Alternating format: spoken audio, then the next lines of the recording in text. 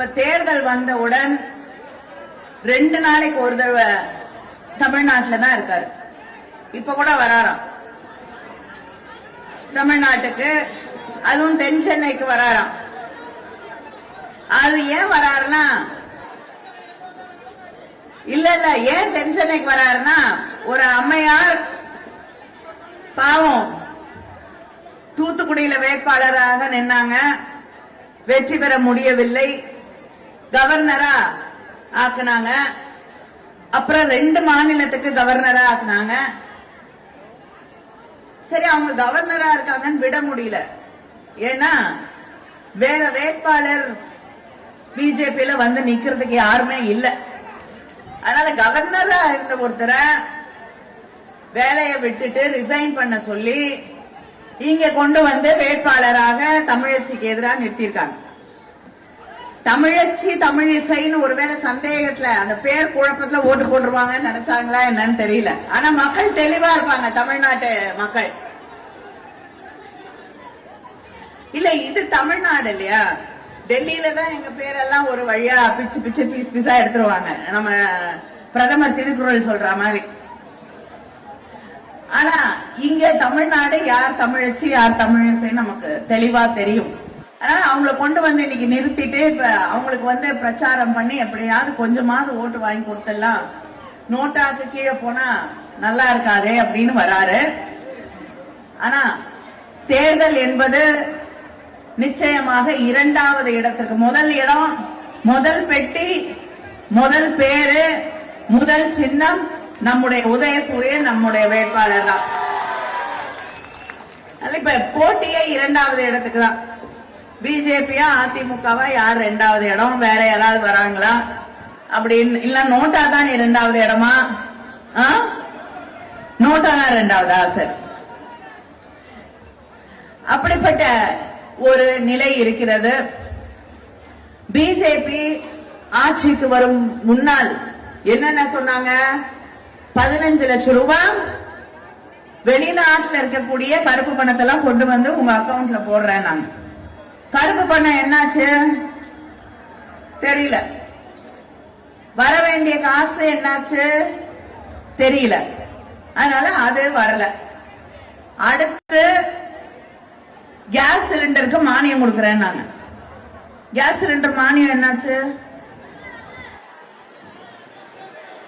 வரல இல்லையா? விலைவாசி எல்லாம் கம்மி பண்றேன் நாங்க, அது என்னாச்சு? ஏறிட்டே போகுது ஒவ்வொரு நாளும். ஆண்டு காலம் ஆளுநராக இருந்திருக்கிறேன், 3 ஆண்டுகளும் துணைநிலை ஆளுநராக இருந்திருக்கிறேன். இது எனது அரசியல் அனுபவம். ஆனால் திராவிட முன்னேற்ற கழகத்து வேட்பாளர் அவரை ஆதரித்து பேசும் ஒவ்வொருவரும், அது உதயநிதியாக இருக்கட்டும், கனிமொழியாக இருக்கட்டும், மா சுப்பிரமணியமாக இருக்கட்டும், ஸ்டாலினாக இருக்கட்டும், எல்லாரும் அவங்களோட சாதனையை பேச மாட்டேன்றாங்க. இவங்க ஏன் ஆளுநராக இருந்து இங்கே வராங்க அப்படின்னு பேசுகிறாங்க. ஆளுநராகவே இருந்திருக்கலாம் அப்படின்னு. அதை முடிவு செய்வது நீங்கள் அல்ல. என்னமோ மக்களுக்கு போட்டி போடுவதும் பாராளுமன்ற உறுப்பினர் ஆவதும் ஏதோ உங்களுக்கு தான் உரிமை, எங்களுக்கெல்லாம் உரிமை இல்லை மாதிரி பேசிக்கொண்டு இருக்கிறார்கள். நாங்களும் மக்களோடு மக்களாக நின்று வெற்றி பெறுவோம். ராஜ்பவனில் இருந்திருக்க வேண்டியது தானே கேட்குறாங்க. நான் கேட்குறேன், சகோதரி கனிமொழி அவர்கள் திகார் ஜெயிலில் இருந்துட்டு வந்து தேர்தலில் போட்டி போடும்போது நான் ராஜ்பவனில் இருந்துட்டு வந்து தேர்தலில் போட்டி போடக்கூடாதா? எனக்கு என்ன எதிர்மறை கருத்துக்கள் இருக்கிறது? மக்கள் மீது அக்கறை கொண்டு நான் போட்டி போடுகிறேன். அதே மாதிரி பிஜேபியில் ஆள் இல்லாமல் போட்டி போடுறாங்க, ஆள் இல்லாமல் போட்டி போடுறாங்க என்பதை யாராவது சொன்னால் கடுமையாக நான் எச்சரிக்கிறேன். இன்னைக்கு நீங்கள் கனிமொழி ஏன் தூத்துக்குடியில் போட்டி போடுறாங்க? தூத்துக்குடியில் வேறு ஆளே இல்லையா? நீங்கள் வாரிசுகள் தான் போட்டி போடணுமா? மத்திய சேனையில் தயாநிதி ஏன் போட்டி போடுறாங்க? வேறு கட்சியில் ஆளே இல்லையா? அப்போ நீங்கள் உங்களுக்கு வேண்டியவங்களெல்லாம் நிற்க வச்சுட்டு நாங்கள் அடிமட்ட தொண்டராக உயர்ந்து இன்று மக்களுக்கு சேவை செய்யணும்னு அவங்களுக்கு அவ்வளோ இலக்காரமாக போகுதா? அதனால் நிச்சயமாக மக்களுக்காகத்தான் நாங்கள் நிற்கிறோம். முதல் உங்கள் எம்பியோட சாதனையை சொல்லி ஓட்டு கேளுங்க. நான் நிற்கிறேன்னா இல்லையான்னு உங்களுக்கு என்ன கவலை? சாதனை சொல்லி ஓட்டு கேட்க முடியாது. ஏன்னா இந்த எம்பிக்கு சொல்கிறதுக்கு சாதனை எதுவும் இல்லை, வேதனை தான். மக்களுடைய வேதனையோடு கூட நிற்கலை. நான் இன்னைக்கு சுற்றுப்பயணம் செய்கிறேன். நான் அடிக்கடி சொல்கிறேன், பிரச்சாரத்திற்கு மட்டும் நான் செல்லவில்லை, பிரச்சனைகளை குறித்து கொள்வதற்கு நான் செல்கிறேன். எவ்வளவு பிரச்சனைகள்! நான் உங்கள் தம்பிங்களெல்லாம் கூட கேட்குறேன், கொஞ்சம் கேமராவை எடுத்துகிட்டு தென் சென்னை முழுவதும் சுற்றி வாங்கலேன் பார்க்கலாம். இது ஒரு சென்னை ஒரு பெருமை மிகு தமிழ்நாட்டோட தலைநகரம் மாதிரியா இருக்குது.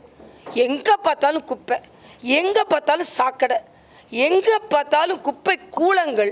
அதே மாதிரி எங்கேயுமே வடிகால் கிடையாது, எங்கேயுமே மழைநீர் வடிகால் கிடையாது, எங்கேயுமே குப்பை அப்புறப்படுத்துறது கிடையாது. நான் நேற்று தான் சொன்னேன், பாலவாக்கம் பாலத்தை மாத்திரம் 45 நிமிஷம் எல்லா மக்களும் போட்டு நான் நின்று கொண்டு இருக்கிறேன். எவ்வளவு நேரம் வீணாகுது. இதில் வேற இவங்க சிங்கார சென்னையாக மாற்றினாங்களாம். ஒரு சிங்கப்பூராக மாற்றுறது இருக்கட்டும், ஒரு சாதாரண ஊராவது சென்னையை மாற்றினீங்களா? பேசுகிறது தான் அண்ணன் ஸ்டாலின். அதில் வேறு பாண்டிச்சேரிக்கு போயிட்டார். பாண்டிச்சேரிக்கு போய் அது மாசுவாக இருக்கட்டும், ஸ்டாலினாக இருக்கட்டும், ரேஷன் கடையை நான் மூடுனேன்னு சொல்கிறாங்க. இவங்க ஆட்சி செய்யும் போதிலிருந்து ரேஷன் கடை அப்படி தான் இருக்குது. 2.5 வருஷமாக தான் அங்கே பாஜக ஆட்சி, கூட்டணி ஆட்சி நடக்குது. நேரடியாக மக்களுக்கான பணம் நேரடியாக கொடுக்கப்படுகிறது. அதில் அவங்களுக்கு வேண்டிய அரிசி அவங்க வாங்கிக்கிறாங்க. ஆனால் நீங்கள் பார்த்தீங்கன்னா தமிழ்நாட்டில் எவ்வளோ மோசமான அரிசி கொடுக்கப்பட்டதுன்னு தெருவில் கொட்டினாங்க. மக்களின் விருப்பம் அதுவாக இருந்தால் நிச்சயமாக மற்ற பொருட்கள் ரேஷனில் கொடுக்கப்படும். அதுக்கான முயற்சி நாங்கள் மேற்கொண்டோம். ஆனால் ஒரு முழு நேர பட்ஜெட் கூட இவங்க திமுக காங்கிரஸ் ஆட்சியில் பாஜகவில் தாக்கல் செய்யலைங்க. நாங்கள் வந்த பிறகு தான் முழு நேர பட்ஜெட் தான். 14 வருஷமாக முழு நேர பட்ஜெட் கிடையாது. அதனால் இன்றைக்கி புதுச்சேரி வளர்ந்துருக்கிறது என்றால் நான் அங்கே உறுதுணையாக இருந்தேன் என்பதை பெருமையாக என்னால் சொல்ல இயலும். அதனால் உங்கள் எம்பியோட சாதனையை சொல்லி ஓட்டு கேளுங்க.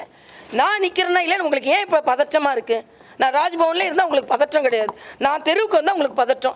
தெருவில் நிற்பேன், உங்களுக்கு எதிராக போராடுவேன், உங்களோட அத்தனை தோல்விகளையும் ஒன்றொன்றாக வெளிக்கொணர்வேன். நிச்சயமாக தென் சென்னை போராளியாக இருந்து இவர்கள் எந்த அளவிற்கு மோசமாக இந்த தென் சென்னை வைத்திருக்கிறார்கள் என்பதை போராடி மக்களுக்கு சொல்லுவேன். ஒரு 20 நிமிடம் பரப்புரை மேற்கொண்டாலும் அது 5 முறை உங்கள் பேரை சுட்டி காட்டுறாங்க. அதான் சொல்கிறேன், அவ்வளோ பதற்றத்தில் இருக்காங்க. இப்போ என்னன்னா, அதாவது நம்ம சொல்லுவோம் சில நேரம் யாரை நினைக்கக்கூடாதுன்னு நினைக்கிறோமோ அவங்கள அதிகமாக நினைக்கிற மாதிரி அவங்களுக்கு அப்படி ஞாபகம் வருது. அதுவே எனக்கு வெற்றி தான். நான் ஏற்கனவே சொன்னேன், அவங்களோட சாதனை சொல்றதுக்கு பதிலாக நான் ஏன் நிற்கிறேன் ஏன் எல்லாரும் ஆராய்ச்சி போய் செய்து கொண்டு இருக்கிறீங்க? அதான் இப்போ அவங்களுக்கெல்லாம் கவலையாக இருக்குது. மத்திய அமைச்சர்கள்லாம் தமிழகம் பக்கம் திரும்பியிருக்காங்க. எல்லாருமே நாளைக்கு பிரைம் மினிஸ்டர் வர போகிறாங்க. மக்கள் மத்தியில் எந்த அளவுக்கு ஒரு தாக்கத்தை ஏற்படுத்தும், எப்படி மாற்றங்கள் ஏற்படுத்தும்? இப்போ நீங்களே பார்க்குறீங்கள, மத்திய அமைச்சர்கள் எல்லாம் தமிழகத்தின் மீது நம்பிக்கை வைத்து அவர்கள் வருகிறார்கள். தம்பி அனுராக் தாக்கூர், நான் இளைஞர் அணியில் பணியாற்றுறது, நாங்கள் 2 பேரும் ஒன்றா பணியாற்றியவர்கள். அவர்கள் இங்கே வந்து நமக்கு வாக்கு கேட்க வேண்டும். எல்லாவற்றிற்கும் மேலாக நான் நன்றி உள்ளவளாக இருப்பது மரியாதைக்குரிய பாரத பிரதமர் அவர்களின் வருகை. இந்தியா முழுவதும் நடக்கிற தேர்தல், தமிழ்நாட்டில் நடக்கிற தேர்தலில் அதில் தென் சென்னைக்கு வருகிறேன் என்று தென் சென்னை மக்களை பார்க்க வேண்டும் என்று கூட்டம் வச்சா கூட அரசியல் கட்சி தலைவர்கள் தான் வர முடியும். ரோட் ஷோனா மக்கள் வந்து பார்க்கலாம். அதனால் அவர் தென் சென்னை மக்களிடம் வேண்டி கேட்டுக்கொள்வதற்காக வருவது எனக்கு மிகப்பெரிய பாக்கியம். தென் சென்னை மக்கள் என்னிடம் மிக அன்பாக இருக்கிறார்கள். அதனால தான் அவர்களுக்கு நான் செய்ய வேண்டும். நான் தேர்தலில் நிற்பது ஒன்று என் கட்சிக்காக. என்னை ஒரு அடிப்படை உறுப்பினர், நான் வாரிசு கிடையாது, உதயநிதி மாதிரி கிடையாது. உடனே எங்களுக்கு எல்லாம் அப்படி டக்குன்னு கிடைக்கல. ரொம்ப கஷ்டப்பட்டு தான் நாங்களாம் மேலே வந்தோம். அதனால் நாங்கள் மேலே வந்ததற்கு கட்சி காரணம். அந்த கட்சிக்கு நன்றி உணர்ச்சியோடு இருக்க வேண்டும் என்பதற்காக நான் தேர்தல் நிற்கிறேன். இன்னொன்று, மரியாதைக்குரிய பாரத பிரதமர் வருகதை நான் நன்றி உணர்ச்சியோடு ஏற்றுக்கொள்கிறேன். அவர் வந்தால் நிச்சயமாக எனக்கு வெற்றி தான். அவர் வருகை மிகப்பெரிய வெற்றி எனக்கு ஈட்டுத்தரும்.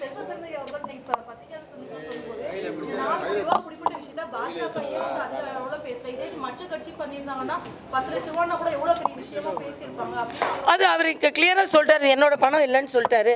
அதனால செல்வ பிறந்தைகள்லாம் இதை பற்றி பேசுகிறதுக்கு என்ன இது உரிமை இருக்கிறதுன்னு எனக்கு தெரியவில்லை.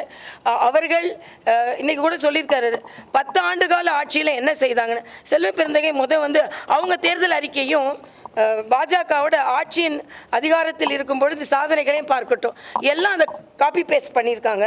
இன்னொன்று, ஏற்கனவே நடந்து கொண்டிருக்கிற சாதனைகளை எல்லாம் நாங்கள் என்ன செய்வோம்னு சொல்கிறாங்க. அவங்க 1 லட்சம் ரூபாய் மகளிருக்கு ஒரு வருடத்திற்கு கொடுப்போம்னு சொல்கிறாங்க. நான் சொல்கிறேன், அவங்க 1 லட்சம் ரூபாய் அவங்க சம்பாதிக்கும் அளவிற்கு அவர்களை தொழில் முனைவர்கள் ஆக்குவோன்னு சொல்கிறோம். இதுதான் பாஜகவிற்கு அவர்களுக்கும் உள்ள வித்தியாசம்.